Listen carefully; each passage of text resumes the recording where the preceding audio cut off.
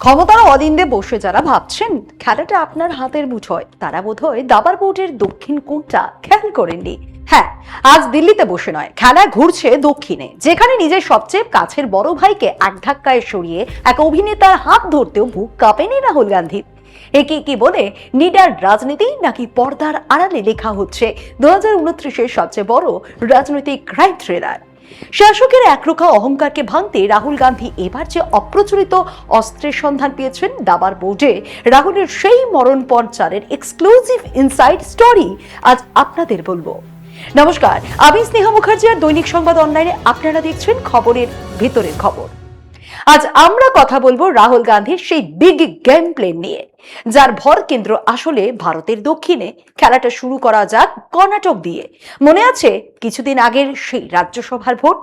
BJP আর JDS এর ঘর ভেঙে ক্রস ভোটিং করিয়ে দিলেন কংগ্রেসের মুখ্যমন্ত্রী ডিকে শিবকুমার।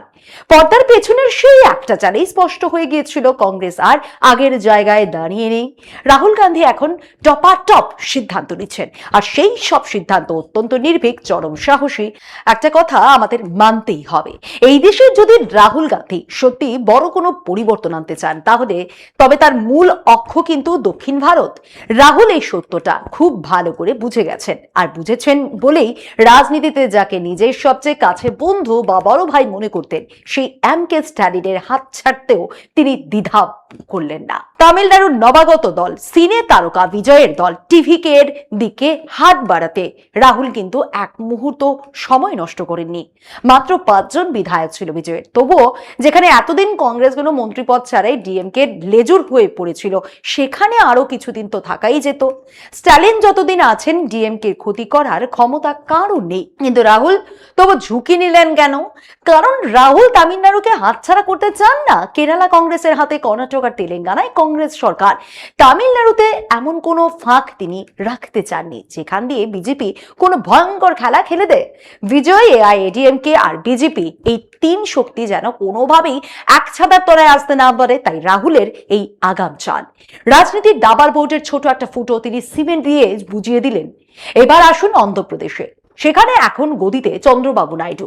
টিডিপি নেতারা মুখে যাই বলুন না কেন, প্রায় তিনি একটা খবর কিন্তু ভাসছে, চন্দ্রবাবু নাকি এনডিএ বা বিজেপির বর্তমান রাজনীতির স্টাইলের সঙ্গে ঠিক খাপ খাওয়াতে পারছেন না। তিনি নাকি ভেতরে ভেতরে প্রবল অস্বস্তিতে। প্রায় শোনা যায় নাইডু অমুক নেতার সঙ্গে গোপনে দেখা করছেন, তমুকের সঙ্গে বৈঠক করছেন, পরক্ষণেই আবার খবরের খণ্ডন করা হচ্ছে। কিন্তু ইংরেজিতে একটা প্রবাদ আছে, there is no smoke without fire. আগুন ছাড়া ধোঁয়া ওঠে না। আর এই অন্ধ্রপ্রদেশের সমীকরণ মাপার দায়িত্ব রাহুল গান্ধী কার উপর দিয়েছেন জানেন? তার সবচেয়ে নির্ভরযোগ্য 2 লেফটেন্যান্ট ডিকে শিবকুমার ও রেবন্ত রেড্ডি। কর্ণাটকের মুখ্যমন্ত্রী ডিকে শিবকুমার এখন অন্ধ্রপ্রদেশের জমি চষছেন। তিনি একদিকে জগনমোহন রেড্ডির সঙ্গেও সম্পর্ক বজায় রাখছেন, অন্যদিকে চন্দ্রবাবু নাইডুর উপরও নজর রাখছেন। আর তেলেঙ্গানার মুখ্যমন্ত্রী রেবন্ত রেড্ডিকে রাহুল কি দায়িত্ব দিয়েছেন জানেন? রেবন্তকে দায়িত্ব দেওয়া হয়েছে উত্তর পূর্ব ভারতে। কংগ্রেস এখন তার পুরনো বন্ধুদের আবার এক মঞ্চে ফেরাচ্ছে। খেয়াল করুন, রাহুল মমতা বন্দ্যোপাধ্যায়ের পাশে এসে দাঁড়িয়েছেন, শরদ পাওয়ারের পাশে এসে দাঁড়িয়েছেন। এবার নজর নর্থ ইস্টে, কারণ উত্তর পূর্বের রাজ্যগুলিতে আজ যারা ক্ষমতায়, তাদের একটা বড় অংশই কিন্তু এককালে খাঁটি কংগ্রেসই ছিলেন। রাহুল এখন সেই পুরনো শেকড়গুলিকেই আবার জাগিয়ে তুলতে চাইছেন। হায়দ্রাবাদে তেলেঙ্গানার মুখ্যমন্ত্রী রেবন্ত রেড্ডির সঙ্গে একান্তে দেখা করলেন মেঘালয়ের মুখ্যমন্ত্রী কনরাড সাংমা। এই কনরাড সাংমাকে এককালে ডাকসাইটে কংগ্রেসি নেতা, লোকসভার প্রাক্তন স্পিকার পিএ সাংমার ছেলে। শরদ পাওয়াররা যখন কংগ্রেস ছেড়েছিলেন, পিএ সাংমাও একই সঙ্গে ছেড়ে এনসিপিতে গেছিলেন। পরে এনপিপি, ন্যাশনাল পিপলস পার্টি নামে আলাদা দল গড়েন তিনি, সাংমা। সেই দলেই মেঘালয়ের ক্ষমতায়, সরকারে বিজেপি তাদের জোট সঙ্গী। ফলে রক্তের টানি হোক বা রাজনৈতিক ডিএনএ, সাংমা পরিবারের কংগ্রেসে ফেরাটা কিন্তু অস্বাভাবিক নয়। রাহুল গান্ধীর অ্যাসাইনমেন্ট মেনে রেবন্ত রেড্ডি এখন কনরাড সাংমার কাঁধে ভর করে নর্থ ইস্টে কংগ্রেসের ফেরার রাস্তা মসৃণ করছেন। তাহলে ছকটা বুঝুন, দক্ষিণে একটা স্ট্র্যাটেজি, চারদিক থেকে নিখুঁত ঘেরাটোপ তৈরি করা। আবার নর্থ ইস্টের স্ট্র্যাটেজি আলাদা। রাহুল গান্ধী কিন্তু কোনো তাড়াহুড়ো করছেন না, একদম মেপে মেপে, স্টেপ বাই স্টেপ এগোচ্ছেন। আর নর্থ ইস্ট গোছানোর পর তিনি সম্ভবত চলে যাবেন উত্তর ভারতে, বিশেষ করে কাশ্মীর আর পাঞ্জাবে। পাঞ্জাব নিয়ে রাহুল এখন অত্যন্ত সিরিয়াস, সেখানে বিন্দু মাত্র আলগা দিতে রাজি নন তিনি। কেন জানেন? হিসেবটা পরিষ্কার, জম্মু কাশ্মীরে ওমর আবদুল্লাহকে সঙ্গে নিয়ে সরকার তো হাতে আছেই, এবার যদি পাঞ্জাবটাও কংগ্রেসের পকেটে চলে আসে তবে ভাবুন কি হবে। দক্ষিণের দেওয়াল তোলা হলো, নর্থ ইস্টেও ব্যারিকেড তৈরি, আবার উত্তর ভারতের মাথাটাও সিল। বাকি রইল মাঝখানের হিন্দি বলয়, আর এই হিন্দি বলয়ে রাহুল গান্ধীর সবচেয়ে বড় তুরুপের তাস হলো রাজস্থান। খবর আসছে সচিন পাইলটকে খুব শীঘ্রই এক বিরাট বড় দায়িত্ব দেওয়া হতে চলেছে, যা তিনি পাওয়ারও যোগ্য। রাজস্থান যদি একবার কংগ্রেসের কবজায় চলে আসে, পুরো গেমটাই উল্টে যাবে। বিজেপি হিন্দি বলয়ে সাফল্যের এমন এক চূড়ায় পৌঁছে গেছে যেখান থেকে নতুন করে আসন বাড়ানোর আর কোনো স্কোপ নেই। উদাহরণস্বরূপ মধ্যপ্রদেশ, হিমাচল বা উত্তরাখণ্ডের মতো রাজ্যে বিজেপি ইতিমধ্যে প্রায় 100% আসন পেয়ে বসে আছে, ফলে সেখান থেকে আসন সংখ্যা আর বাড়ানোর সুযোগ নেই, উল্টে কমে যাওয়ার ঝুঁকি আছে। আর তাই তো শাসকের লক্ষ্য ডিলিমিটেশন করিয়ে লোকসভার আসন 800-র উপর নিয়ে গিয়ে পশ্চিমবঙ্গ থেকে মিনিমাম 65টি আসন নিশ্চিত করা। তবে এর মাঝেই রাহুল গান্ধী মনে মনে এমন একটা আশা পুষে রাখছেন যা নিয়ে তার ঘনিষ্ঠ বৃত্তের সংশয় থাকলেও রাহুলের আশা ভরপুর। সেই আশার নাম উত্তরপ্রদেশ। রাহুলের এখনো বিশ্বাস, উত্তরপ্রদেশে যদি কোনোভাবে মায়াবতী, সমাজবাদী পার্টি আর কংগ্রেসকে এক মঞ্চে আনা যায় তবে বিজেপিকে উপড়ে ফেলা জল ভাত। আর মায়াবতী যদি নাও আসেন, তাও অখিলেশ যাদবের সপা আর কংগ্রেস জোটই বিজেপিকে মাত দেওয়ার জন্য যথেষ্ট। এই আবহেই অখিলেশ যাদব একটা বিস্ফোরক মন্তব্য করেছেন। তিনি বলেছেন, উত্তরপ্রদেশের আগামী নির্বাচনই হয়তো এই দেশের শেষ বৈধ বা লেজিটিমেট নির্বাচন হতে চলেছে। অখিলেশ কিন্তু এই কথাটা স্রেফ ভয় বা হতাশায় বলেননি, তার এই বার্তার অভিঘাত উত্তরপ্রদেশের গ্রামগঞ্জ, দেহাতি মানুষের মনে গিয়ে লেগেছে। গ্রামে গ্রামে এখন একটাই চর্চা, দিল্লির শাসকেরা যেভাবে খোলাখুলি ক্ষমতার খেলা খেলছে তাতে সত্যি কি গণতন্ত্র বাঁচবে? চারিদিকে যেভাবে বিধায়ক কেনা বেচার খোলা খেলা চলছে, স্রেফ টাকার পাহাড়ে ভর করে ক্ষমতা এদিক থেকে ওদিক করা হচ্ছে, আর তার কোনো স্পষ্ট প্রতিবাদও আসছে না। এতেই সাধারণ মানুষ স্তম্ভিত। অখিলেশ যাদবের সেই শেষ বৈধ নির্বাচনের হুঁশিয়ারির পর উত্তরপ্রদেশের হাওয়া সত্যি গরম। বিজেপি হয়তো ভাবছে রাহুল গান্ধী বা অখিলেশ যাদব কেবল ওপর ওপর রাজনীতি করছেন, নিত্য নতুন ইস্যু নিয়ে দুদিন লাফালাফি করছেন, আর বিজেপি নিত্য নতুন ভয়ের এক একটা ইস্যু নিয়ে এসে জনতার নজর ঘুরিয়ে দেবে।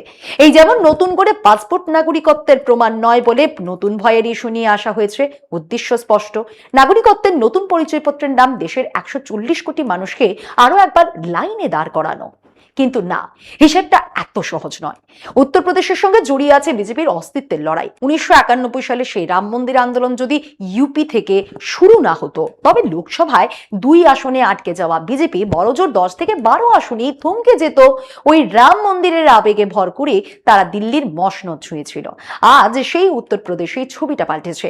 স্বয়ং রামের নামে অগণিত ভক্তের অনুদান চুরি হয়েছে। রাম মন্দির আন্দোলনের সময় কত মানুষ যে ঘটি বাটি বেচে ঘাম ঝরানো পয়সায় মন্দির নির্মাণ কল্পে দান করেছিলেন তার ইয়ত্তা নেই।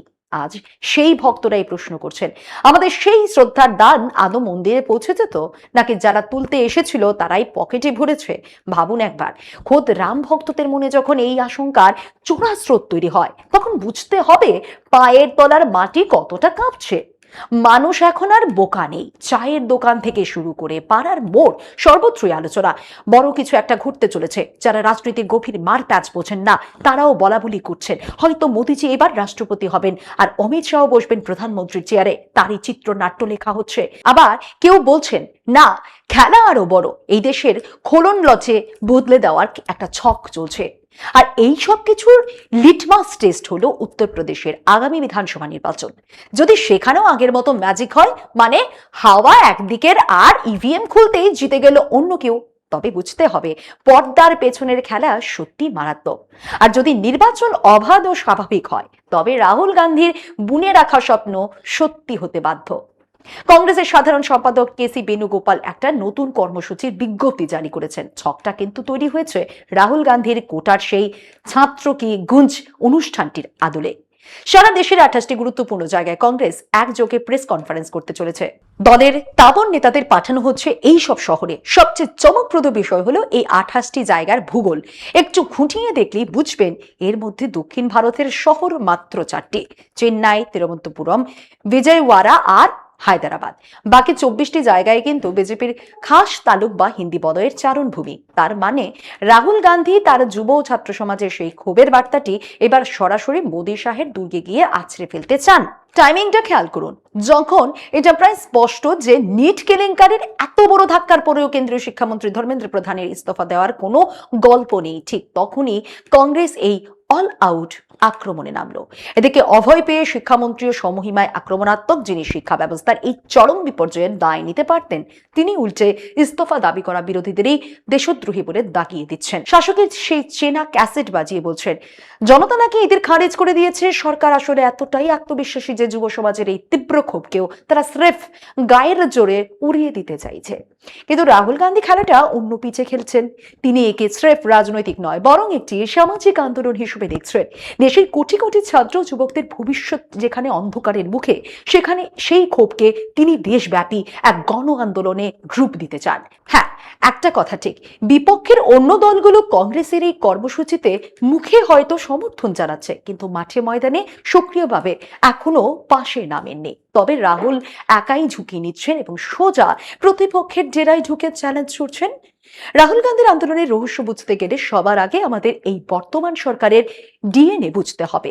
অটল বিহারী বাজপেয়ীর জামানার এক অত্যন্ত প্রভাবশালী কেন্দ্রীয় মন্ত্রীর সঙ্গে কিছুদিন আগে এক দুদে সরকারি আমলার ঘরোয়া বৈঠক হয়েছিল। সেই আমলা প্রাক্তন মন্ত্রীকে পরিষ্কার বলেছিলেন সরকারের কোনো অবস্থাতেই এমন কোনো সিদ্ধান্ত নেওয়া উচিত নয় যাতে তাকে দুর্বল মনে হয়। ভেতর থেকে যতই সরকার নড়বড়ে হোক না কেন, বাইরে তার জাঁকজমক, তার দাপট যেন সবসময় 100% বজায় থাকে। সরকারও এটাই চায়। এই একটা বাক্যেই বর্তমান সরকারের পুরো চরিত্রটা স্পষ্ট হয়ে গেল। রাজনাথ সিংও একবার ক্যাজুয়ালি বলেছিলেন আমাদের সরকারে কোনো ইস্তফা হয় না, অর্থাৎ জনতা যাই বলুক, মিডিয়া যতই চেঁচাক, আমরা কোনো চাপের মুখে নতি স্বীকার করব না। এই মুহূর্তে শাসক দল তিনটি চরম সংকটের মুখে, যা তাদের বিশ্বাসযোগ্যতা একেবারে তলানিতে ঠেকিয়েছে। প্রথম সংকট নিট কেলেঙ্কারি এবং ছাত্র আন্দোলন। কোটি কোটি ছাত্র রাস্তায়, তারা শিক্ষামন্ত্রীর পদত্যাগ চাইছে। সরকার নিজের ভুল মানছে, অথচ অহংকার বশত ইস্তফা দিচ্ছে না। দ্বিতীয় সংকট খোদ আদর্শগত কোন্দল। বিজেপি এবং আরএসএস এর যে মূল চালিকা শক্তি, সেই রাম মন্দির নিয়ে এখন খোদ সংঘ পরিবার আর দলের একাংশ ক্ষুব্ধ। একদিকে অযোধ্যার রাজনৈতিক পরাজয়, অন্যদিকে মন্দিরের টাকা ও পরিকাঠামো নিয়ে তৈরি হওয়া ক্ষোভ খোদ হিন্দুত্ববাদী শিবিরের অন্দরেই কোন্দল ডেকে এনেছে। আর এই দুই সংকটের মাঝে দাঁড়িয়ে আছে রাহুল গান্ধীর সেই তৃতীয় চাল, যা এই দুই ফাটলকে আরো চওড়া করে দিচ্ছে। তিনি জানেন দাম্ভিক সরকারের দাপট বাইরে যতটা শক্ত, ভেতরে ততটাই ফাঁপা, আর সেই ফাঁপা জায়গাতেই একের পর এক রাজনৈতিক আঘাত করে চলেছেন রাহুল। বিজেপির এই সংকটের আরো গভীরে যাওয়া যাক। একদিকে সংকটে আছে রাম মন্দির ট্রাস্ট, যার মাথায় বসে আছেন চম্পত রায়। ট্রাস্ট গঠন থেকে ভাঙা সব আইনি দায় কেন্দ্রে। এদিকে দুর্নীতি নিয়ে যোগী সরকারের পুলিশ এফআইআর পর্যন্ত নেয়নি। আর আরএসএস, তারা ট্রাস্টে নিজেদের লোক ঢুকিয়ে এমন ক্ষোভের জন্ম দিল যে সংঘের নিজের মানুষরাই আজ ক্ষুব্ধ। হয়তো ড্যামেজ কন্ট্রোল করতে চম্পত রায়কে আজ বা কাল সরতেই হবে। অন্যদিকে সংকট হলো মধ্যপ্রদেশ।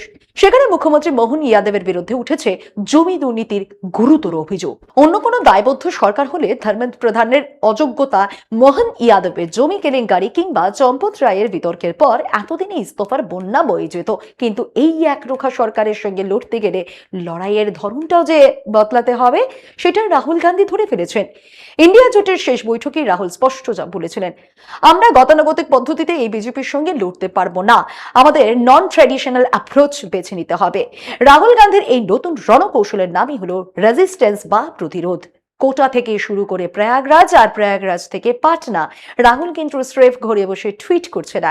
তিনি ছাত্রদের ক্ষোভের আগুনকে রাস্তায় নিয়ে আসছেন, কারণ তিনি জানেন আপনি যতই প্রতিরোধের কথা বলুন, কর্মীরা যদি রাস্তায় না নামে, সাধারণ মানুষ যদি যুক্ত না হয়, তবে সেই প্রতিরোধের কোনো মূল্য নেই। রাহুল এখন ফিরে গেছেন গান্ধীজির সেই অহিংস সত্যাগ্রহের ফর্মুলায়, যেখানে লড়াইয়ের একমাত্র ময়দান হলো রাজপথ। রাহুল এখন একটা মস্ত বড় জুয়া খেলছে। তিনি দলের ভেতরে সুবিধাবাদীদের বার্তা দিয়ে দিয়েছেন, কেউ ভোটে লড়তে চাইলে লড়ুক, না চাইলে না লড়ুক, কেউ সঙ্গে থাকলে থাকুক, না থাকলে না থাকুক। আরএসএস এর হিন্দুত্বর বিজেপির দম্ভের বিরুদ্ধে লড়তে হলে রাজপথে নামতেই হবে। তবে একটা খটকা কিন্তু এখনো রয়ে যাচ্ছে, রাহুলের এই মরণপণ লড়াইয়ে ইন্ডিয়া জোটের বাকি শরিকদের কি কোনো যৌথ সমন্বয় বা কোঅর্ডিনেশন দেখা যাচ্ছে? এখনো পর্যন্ত কিন্তু তার কোনো স্পষ্ট প্রমাণ মেলেনি। রাহুল কি তবে একাই টেনে নিয়ে যাবেন এই মহাসংগ্রাম, নাকি শেষ মুহূর্তে চাকা ঘুরবে? তবে ইতিহাস সাক্ষী, সিংহাসনের অহংকার যখনই সীমা ছাড়ে, রাজপথের ধুলোবালি থেকে জন্ম নেয় নতুন কোনো বিপ্লব। রাহুল গান্ধীর এই একলা চলার বাজি দিল্লির মসনদ উল্টাতে পারবে কিনা তা হয়তো সময়ই বলবে, কিন্তু ক্ষমতার দম্ভে চোখে চোখ রেখে লড়াইয়ের এই আগুন যে সহজেই নিচ্ছে না, তা তো দেওয়াল লিখনই স্পষ্ট করে দিচ্ছে। আজ এই পর্যন্তই। আরো এমন বিষয় জানতে অবশ্যই চোখ রাখুন দৈনিক সংবাদ অনলাইনের পর্দায়। লাইক, কমেন্ট আর শেয়ার করুন। দেখতে থাকুন দৈনিক সংবাদ, শুধু নামই যথেষ্ট।